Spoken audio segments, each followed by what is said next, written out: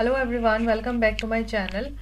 आज हम लोग प्लांट फिजियोलॉजी का जो सेकंड पार्ट है वो डिस्कस करेंगे। इस पार्ट में हम डिस्कस करने वाले हैं कुछ क्वेश्चन जो प्लांट फिजियोलॉजी से है। पहला पार्ट में मैंने आपको फाइटो हार्मोन्स के बारे में बताया था और उससे रिलेटेड हमने 3 hormones, auxin, gibberellin and then ethylene, ये तीनों हार्मोन से रिलेटेड जितने भी क्वेश्चंस थे, दो थे, हमने वो सारे सॉल्व किए। ठीक है।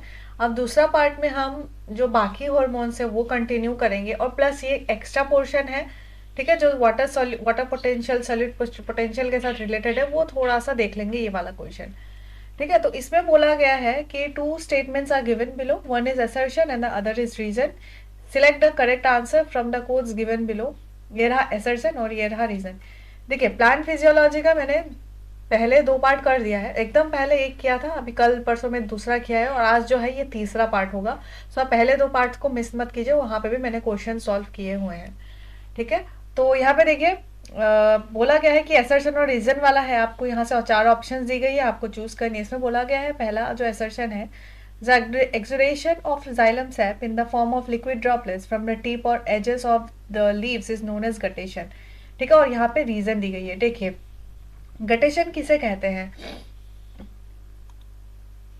अगर सपोज ये एक प्लांट है, मेरा प्लांट हमेशा ऐसा ही दिखता है ना, बिल्कुल भी चेंजेस नहीं है मेरे प्लांट में। सो सपोज ये एक प्लांट है और ये प्लांट क्या हो रहा है, एनवायरनमेंट में कौन सा टाइम चल रहा है, नाइट का टाइम चल रहा है। ठीक है। नाइट का टाइम में क्या होती है ना कि हमारा जो एनवायरनमेंट है वो, उसमें क्या होती है कि हमें वाटर इतना ज़्यादा गायब नहीं हो जाता है एनवायरनमेंट में। ठीक है। ये नाइट का टाइम है तो एनवायरनमेंट में क्या होती है, थोड़ी सी मॉइस्चर रहती है। ठीक है। तो नाइट के टाइम में मॉइस्चर रहती है तो मतलब कि यहाँ पे जो ट्रांसपिरेशन है ना वो बहुत ही ज़्यादा कम हो जाती है। ट्रांसपिरेशन कम क्यों होती है? बिकॉज जो यहाँ पे जो एनवायरनमेंट में ना, एनवायरनमेंट का जो वाटर पोटेंशियल है ना वो इतना ज़्यादा जो नेगेटिव है वो नहीं होता है। ठीक है। ये नाइट का टाइम है। और डे का टाइम में क्या हो जाता है, डे के टाइम में एनवायरनमेंट में जो वाटर पोटेंशियल है सबसे ऊपर, वो नेगेटिव हो जाती है।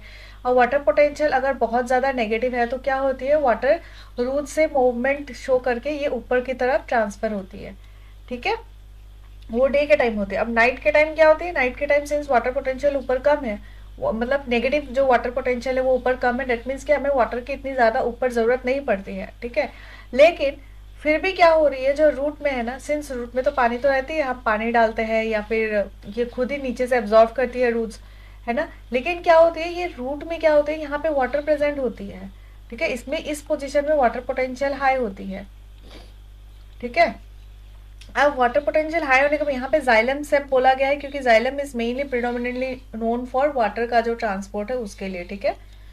तो exudation of xylem sap in the form of liquid droplets from the tip or edges of the leaves is known as guttation। तो नाइट के टाइम पे क्या होती है कि सिंस वाटर पोटेंशियल ऊपर कम नहीं है और नीचे बहुत ही ज़्यादा वाटर प्रेशर जो है नीचे बहुत ही ज़्यादा क्रिएट हो रही है यहाँ पे, क्योंकि यहाँ पे तो एब्जॉर्व होना बंद नहीं किया है ना। तो यहाँ पे बहुत ज़्यादा वाटर होती है, तो वाटर होने की वजह से क्या होती है, ऊपर वो ट्रांसफर तो होती है लेकिन वो ऊपर जो है एवापोरेट नहीं होती, वो वेपराइज नहीं हो पाती है क्योंकि ऊपर ट्रांसपिरेशन हो ही नहीं रही है नाइट के टाइम पे। तो इसी वजह से सिंस पूरे बॉडी में ही बहुत ज़्यादा प्रेशर बढ़ रहा है, वाटर पोटेंशियल बढ़ रहा है, तो प्लांट क्या करती है, धीरे धीरे इनकी जो लीव्स है ना यहाँ पे tiny tiny water droplets release करनी शुरू कर देती है।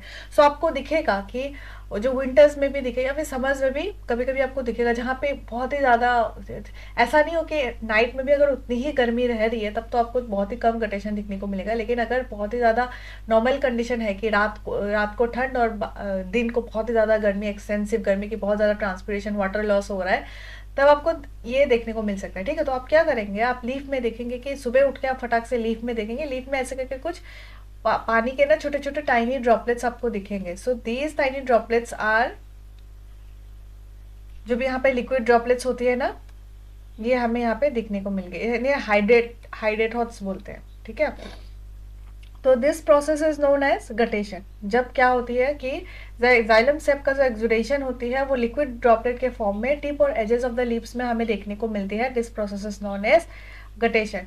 ठीक है। फिर गटेशन का इसमें बोला गया है, guttation occurs due to the negative hydrostatic pressure. Hydrostatic pressure का मतलब रूट प्रेशर, इसका मतलब क्या बोला गया है, हाइड्रोस्टेटिक वाटर पोटेंशियल का बारे में बोला गया है जो कि रूट में जनरेट हो रही है। ठीक है। तो अब वाटर पोटेंशियल अगर रूट में जनरेट नेगेटिव होती है, अगर यहाँ नेगेटिव पोटेंशियल जनरेट होती है तो क्या वाटर यहाँ से ऊपर जा पाता? नहीं जा पाता, क्योंकि हमें पता है कि water moves from high potential to low potential. ठीक है, तो यहाँ पे वाटर पोटेंशियल ज़्यादा होनी पड़ेगी, जिसकी वजह से वाटर क्या हो रही है, यहाँ जा रही है, और वाटर पोटेंशियल ज़्यादा है यहाँ पे, इसीलिए हमें क्या करने को पड़ रही है, पानी लूज करनी पड़ रही है लीफ में वाटर लिक्विड ड्रॉपलेट्स के थ्रू से। ठीक है, तो इसीलिए क्या होती है कि यहाँ पे सिंस वाटर पोटेंशियल बहुत ज़्यादा है, इसी वजह से प्लांट क्या करती है, वो प्लांट यहाँ पे लीव तो एब्जॉर्व तो कर लेती है, लेकिन वो क्या करती है, वो लूज करने लग जाती है ऐसे करके टाइनी ड्रॉपलेट से। निगेटिव पोटेंशियल होता यहाँ पे तो हमें ये जो गटेशन है ये देखने को नहीं मिलता। ठीक है, ओके, आई होप आपको ये समझ आ रही है। तो यहाँ पे पहला ऑप्शन तो असर्शन तो चलो ठीक है, सही है, गटेशन किसे कहते हैं। फिर रीजन हमारा गलत है। ठीक है, क्या देखिए यहाँ पे, अगर यहाँ पे ना due to positive root hydrostatic pressure होता ना, तो ये हो सकता था कि ऐसा, ये ऑप्शन नहीं हो सकता था, both assertion reason are true और reason is the correct explanation of assertion. लेकिन यहाँ पे नहीं है, यहाँ पे नेगेटिव बोल दिया गया है, या इसीलिए ये थोड़ा सा डिसएडवांटेज हो गया। अब नेगेटिव बोलने की वजह से हमारा आंसर जो हो जाएगा यहाँ पे सी हो जाएगा, that is assertion is true but reason is false, because reason is false. यहाँ पे नेगेटिव बोला गया है, जबकि होना क्या चाहिए था, पॉजिटिव होना चाहिए था।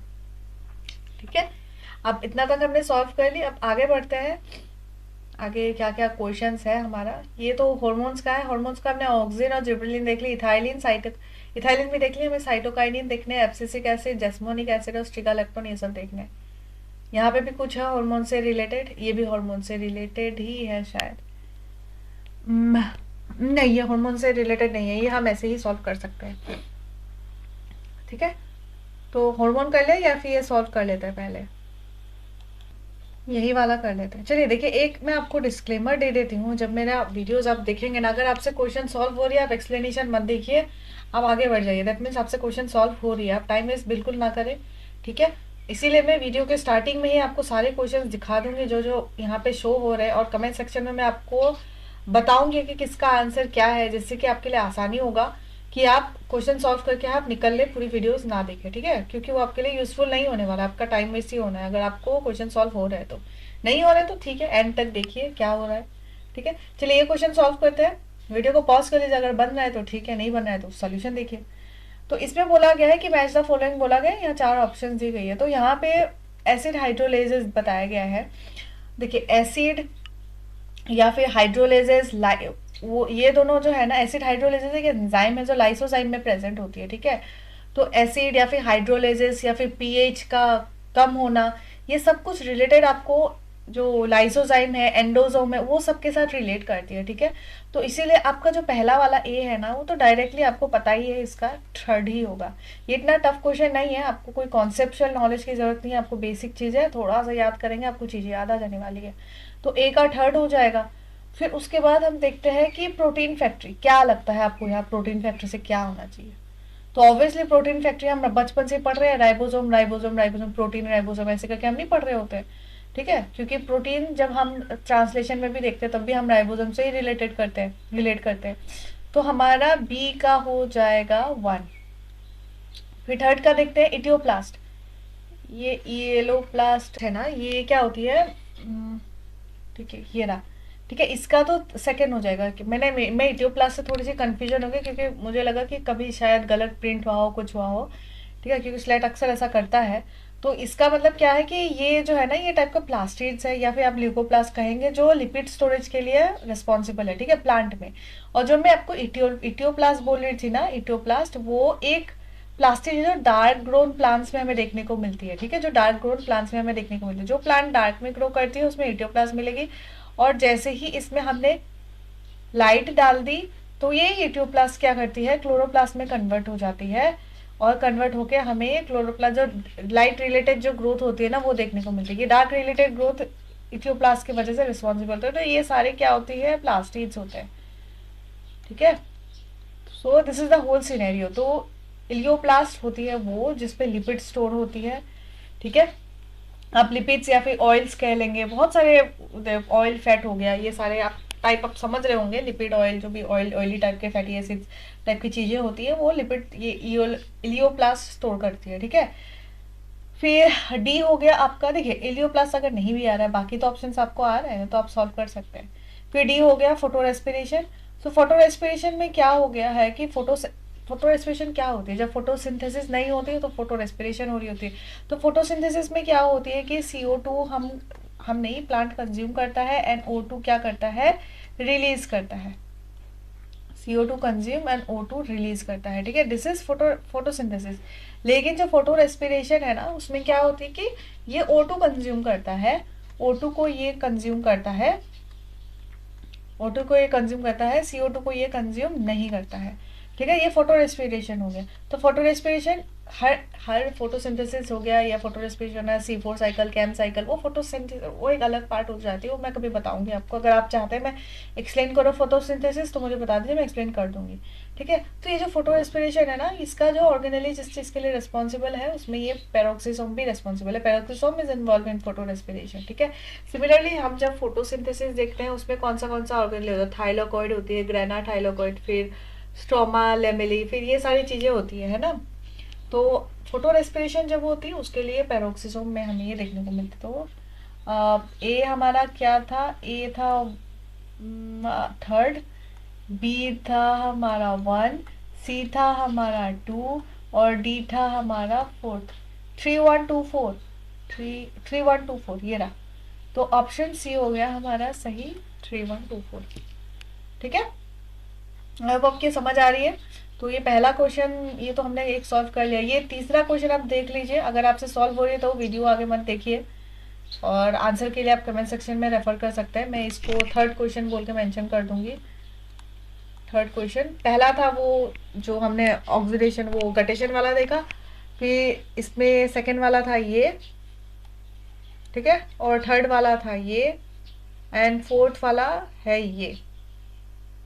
वीडियो को पॉज कर लीजिए, आप स्क्रीनशॉट ले लीजिए, सॉल्व करने की कोशिश कीजिए, ठीक है।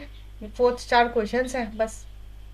मैं अभी कमेंट सेक्शन में ये लिख लेती हूँ, मुझे अपलोड आंसर्स, ठीक है। हो गया, ये चारों हमने देख लिया है।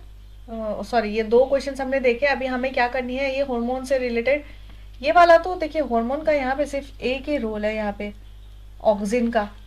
तो बाकी तो हम कर सकते हैं ना, ये हार्मोन से इतना भी रिलेटेड नहीं है। बाकी हम करते हैं सॉल्व ये थर्ड वाला क्या कहा गया है। तो शुरुआत हम करते हैं कौन से वाले ऑप्शन से? स्टेटमेंट डी से करते हैं, ठीक है। तो डी में बोला गया है कि separation of multiple microshoots and placing them in a medium is called.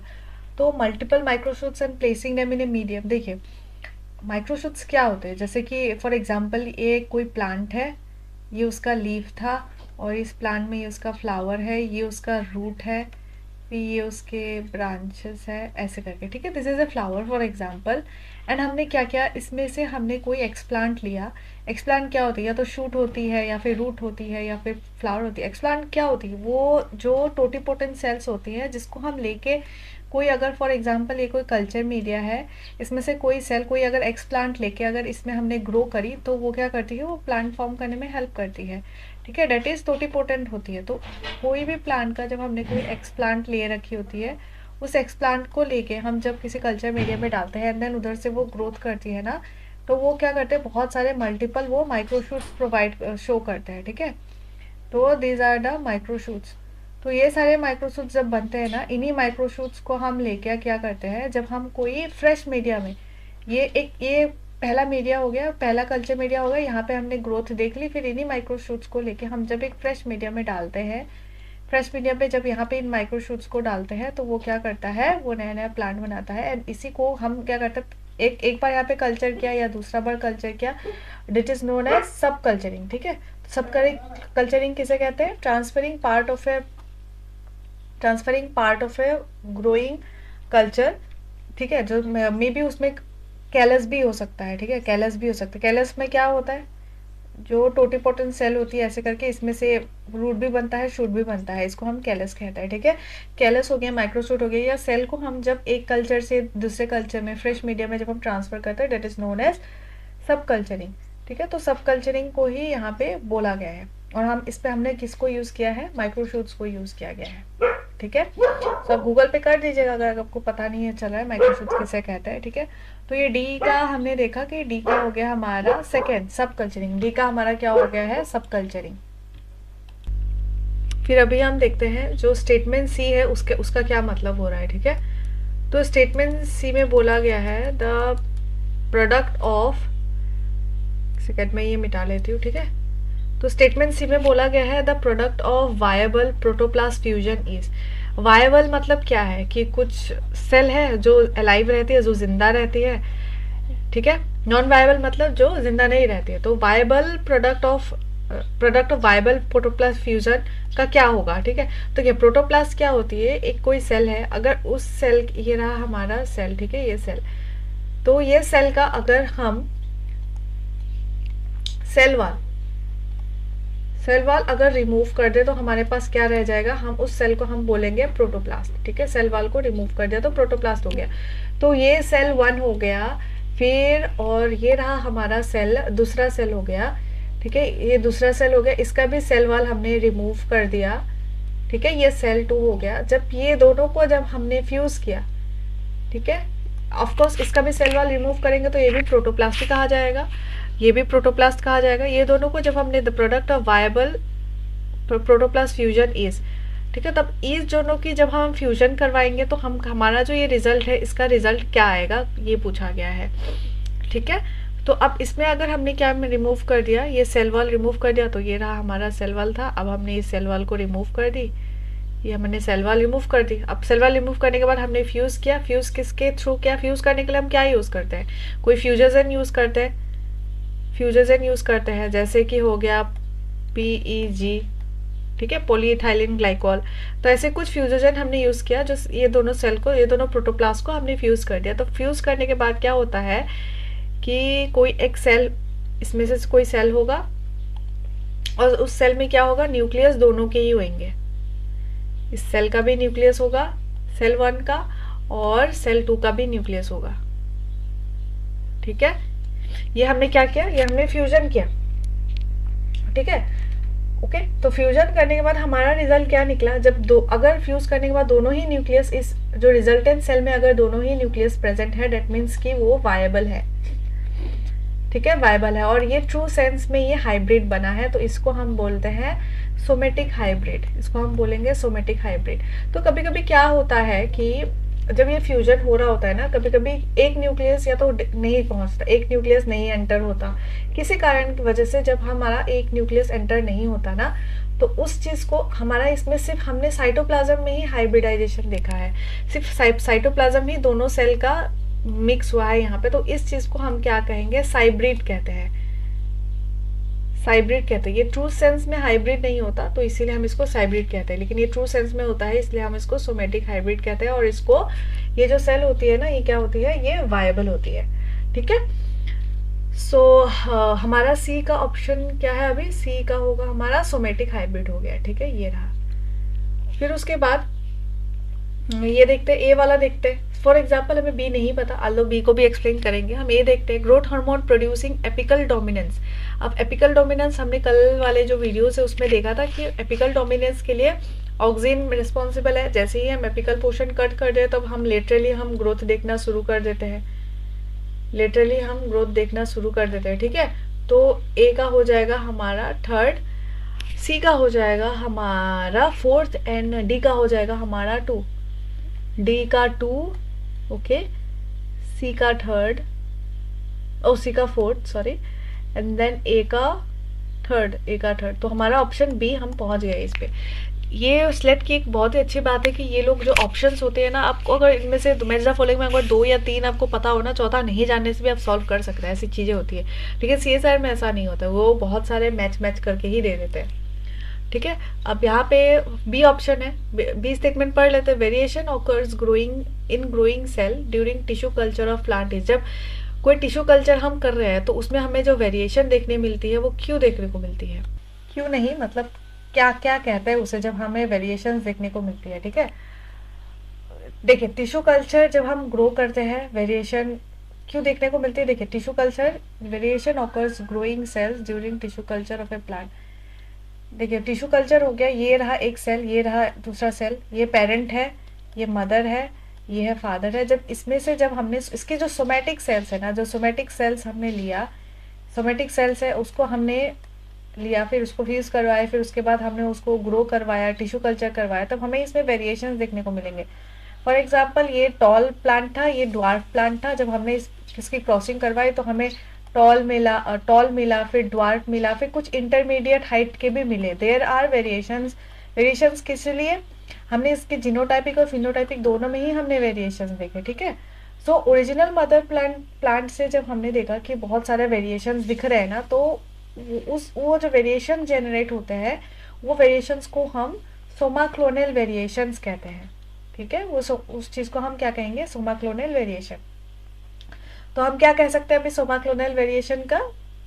Somaclonal variation defines as the genetic variation observed among plants regenerated from somatic cell that is cultured in vitro, ठीक है। तब हमें क्या मिलेगी? ये somaclonal variations हमें देखने को मिलेगी, ठीक है। तो इसका यूजफुल यूज क्या हो सकता है, आप बताइए हमें। ऑफकोर्स कि पहला जो अगर दो प्लांट है, इसमें अगर डिजीज, मैं थोड़ा पीछे करती हूँ, स्लाइड थोड़ा गंदा हो गया। देखिए दो प्लांट है, अगर इसमें डिजीज रेजिस्टेंट प्रॉपर्टी अगर ये वाले प्लांट पे है और ये वाले प्लांट पे डिजीज जो फादर वाला जीन है उसमें अगर डिजीज रेजिस्टेंट प्रॉपर्टी नहीं है, तो इन फ्यूचर क्या हो जाएगा? जो बच्चे पैदा होंगे ना, जो प्रोजेनी होंगे, ठीक है, जो हमें फ्यूजन के बाद हमें जो मिलेगा ना, क्रॉस के बाद, तो ये जो मिलेगा ना, उसमें क्या होती है? डिजीज रेजिस्टेंस सब में ही हो जाएगी, क्योंकि फादर और मदर का दोनों का ही प्रॉपर्टी इसमें आ रहा है, ठीक है। दैट मीन्स मदर की तो सब में आएगी, तो इसीलिए हमको क्या मिलेगी? मल्टीपल डिजीज रेजिस्टेंट प्लांट हमें मिलेगी। तो इनिशियली डिजीज रेजिस्टेंट नहीं थे, लेकिन विद टाइम जब हमने क्रॉस करवाया तो हमें बहुत सारा डिजीज रेजिस्टेंट प्लांट मिल जाती है, ठीक है। सो इसका यही रोल होता है कि सोमाक्लोनल वेरिएशन का, और बहुत सारे रोल होते हैं, लेकिन हमें आप सिर्फ डिजीज या स्ट्रेस टॉलरेंट प्लांट भी बना सकती है, ठीक है। फिर बहुत सारे अलग अलग वेरिएशंस के चीज़ें भी हमें मिल सकती है, ठीक है। तो इसी का यही होगा कि बी का होगा हमारा 1 सोमाक्लोनल वेरिएशन। तो कितना क्वेश्चन हो गया? पहला हो गया, सेकेंड हो गया, फिर हो गया हमारा थर्ड, फिर फोर्थ हम एक्सप्लेन करते हैं। फोर्थ देखते हैं इसका सोल्यूशन क्या होने वाला है। मैं एक काम करती हूँ, मैं ये जो चारों टाइप्स ऑफ हॉर्मोन्स है ना, वो दूसरे क्लास में एक्सप्लेन करती हूँ, दूसरे एक वीडियो में एक्सप्लेन करूँगी। सिर्फ इन्हीं को एक्सप्लेन करूँगी, तो हमें क्वेश्चन आपको नहीं समझाऊंगी, क्योंकि मुझे नहीं लगता कि उसका यहाँ पे कोई यूज़ होने वाला है। बिना उसके भी आई थिंक आप you can answer this question. तो यू बेटर, अगर आपको यू नीड दिस वीडियो, आप दूसरे फॉर्म में देख लीजिएगा। यहाँ मैं आपको सिर्फ ये वाला क्वेश्चन सॉल्व कर देती हूँ, ठीक है। तो इसमें बोला गया है कि प्रॉपर्टी बतानी है, ठीक है। तो पहला है ऑक्सीजन का। ऑक्सीजन का मैंने कल आपको बताया था कि हाई अमाउंट ऑफ ऑक्सीजन से क्या फॉर्म होती है, लो अमाउंट ऑफ ऑक्सीजन से क्या फॉर्मेशन होती है, क्या किस में डिफ्रेंशिएट होती है, ठीक है। लो अमाउंट ऑफ में हमें जाइलम देखने को मिलती है या फ्लोरेम। आप मुझे बताइए, आपने अगर पहला वीडियो देखा है तो आपको पता होगा इसमें क्या होती है, ठीक है। लो में क्या होती है और हाई ऑक्सीजन कंसंट्रेशन में क्या होती है। तो ए का तो हमें पता चल गया है कि थर्ड होगा, ए का थर्ड हो गया, तो ए और सी ऑप्शन हो गया हमारा। फिर उसके बाद आ गया हमारा जिब्रेलिन। जिब्रेलिन मैंने आपको कहा था कि वो सीड फॉर्मेशन पे, अर्ली जो सीड फॉर्मेशन है उसमें हेल्प करती है, उसको जो स्टार्च वगैरह है वो सब पहुंचाने में हेल्प करती है। अल्फा एमाइलेज का रोल आता है। तो जिब्रेलिन का हो गया हमारा 1, ठीक है। फिर इथाइलिन का एक और फंक्शन होती है, ये रूट हेयर फॉर्मेशन में भी हेल्प करती है इथाइलिन। इथाइलिन अकेले तो नहीं करती, क्योंकि हमें पता है कि रूट के साथ कौन जुड़ा हुआ है? हमारा ऑक्सीजन भाई साहब जुड़ा हुआ है। तो इथाइलिन के साथ अगर हम ऑक्सीजन का थोड़ा सा कंसंट्रेशन दे देते हैं, तो हमें क्या मिलेगी? रूट हेयर की फॉर्मेशन देखने को मिलेगी, रूट हेयर की फॉर्मेशन देखने को मिलेगी, ठीक है। देखिए इथाइलिन एक थोड़ा सा रिलेट करके पढ़िए। इथाइलिन अगर स्ट्रेस हार्मोन है, इथाइलिन स्ट्रेस के दौरान अगर सिक्रेट होती है, तो रूट हेयर कब स्ट्रेस में आ जाएगी? रूट हेयर ज़्यादा कब फॉर्म होना लगेगा? तब फॉर्म होगा जब रूट कम होंगे और हमें बहुत ज़्यादा वाटर एब्जॉर्ब करने की ज़रूरत पड़ती है, ठीक है। तो इसीलिए क्या करती है, ये रूट हेयर जो है ना, उसके फॉर्मेशन पे इथाइलिन हेल्प करती है। और अकेला नहीं होती वो, अकेला वो नहीं होती, वो किसके साथ होती है? ऑक्सीजन के साथ वो हेल्प करती है, ठीक है। आई होप आपको समझ आ रहा है यहाँ पे, ठीक है। तो ये क्या करती है? ये एलोंगेशन करती है रूट की एपिडर्मिस को, ये क्या करती है? डेवलप करने में हेल्प करती है। एपिडर्मल सेल पे ही बेसिकली ये क्या करती है? It acts on epidermal cell, acts on epidermal cells of roots, ठीक है। रूट के एपिडर्मल सेल में ये एक्ट करती है।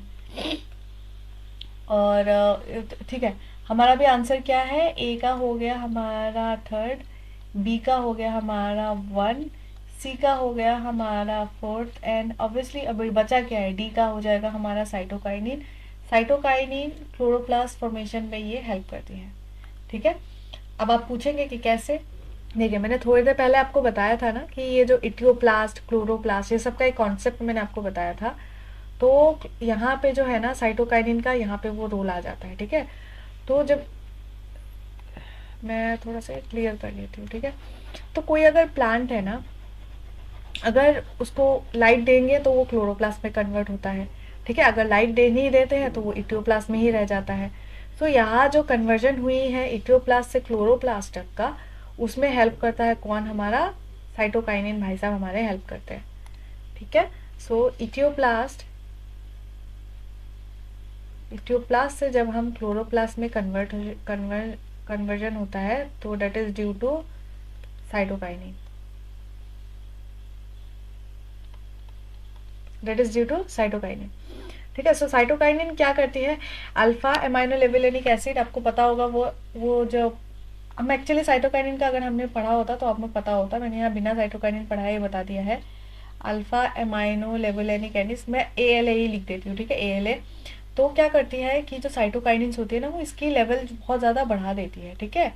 और इसी के वजह से ये क्या करती है, ये क्लोरोफिल की जो बायोसिंथेसिस पाथवे है ना वो ये इनिशिएट करती है, स्टार्ट कर देती है, जिसके वजह से हमें क्या मिलती है, क्लोरोफिल मिल रही है तो ऑब्वियसली वो क्लोरोप्लास्ट पे आ गया। तो इथियोप्लास्ट का वो क्या करता है, कन्वर्जन करता है किसमें, क्लोरोप्लास्ट में, ठीक है। सो ये साइटोकाइनिन का हमारा क्या हो गया, डी का हमारा सेकेंड हो गया, डी का सेकेंड, डी का सेकेंड। तो 3142 तो इसका आंसर होना चाहिए हमारा सी, 3142, ठीक है। आई होप आपको ये समझ आ गया है। थोड़ा बहुत आपको इधर उधर की थोड़ा बहुत नॉलेज होने की ज़रूरत है, एंड उसके बाद आप इजीली आंसर कर सकते हैं क्वेश्चंस, इतना भी टफ नहीं था, है ना, क्योंकि एक एक दो जानेंगे तो आपसे बाकी भी सॉल्व हो जाता है, ठीक है। ये 4 क्वेश्चन हमने सॉल्व कर लिया। अगर आपको ये चारों ही हो रहा है सॉल्व तो ठीक है, बहुत अच्छी बात है, नहीं हो रहा है तो पढ़ाई कीजिए। एंड मैं बाकी हार्मोन जो है स्टिगालेक्टोन हो गया, साइटोकाइनिन हो गया, मैंने इसके नोट्स अभी बना रखे हैं, यहाँ पे पावर पॉइंट बना रखे हैं। तो मैं क्या करूँगी कि इसको अगले वीडियोज़ में एक्सप्लेन कर दूँगी। उस वीडियो में हम क्वेश्चन सॉल्व नहीं करेंगे क्योंकि ऑफकोर्स ये आपके लिए हेल्पफुल नहीं रहेगा, बेकार में टाइम वेस्ट होगा। तो ये हमारा 4 क्वेश्चन सॉल्व हो गए, ठीक है। तो वीडियो पसंद आई है तो वीडियो को लाइक कर दीजिए। अगर आपको समझ आ रही है या ये पर्टिकुलर चैनल आपके लिए ही बना है तो चैनल को सब्सक्राइब कर दीजिए और बेल आइकन दबा दीजिए ताकि एक भी वीडियो में अपलोड करो तो आपको नोटिफिकेशन तुरंत आ जाए। ऐसे ही मैं और अपडेट्स हम लाएंगे और भी क्वेश्चन कॉल सॉल्व करेंगे स्लाइड के साथ में, बने रहिए। जब तक स्लाइड नहीं होते हम पूरे क्वेश्चन सॉल्व करने वाले, ठीक है। कुछ भी डाउट हो आप कमेंट सेक्शन में मुझे पूछ सकते हैं, मेरे टेलीग्राम चैनल आप ज्वाइन कर सकते हैं, ठीक है। So that's all for today, thank you so much for watching guys, have a nice day.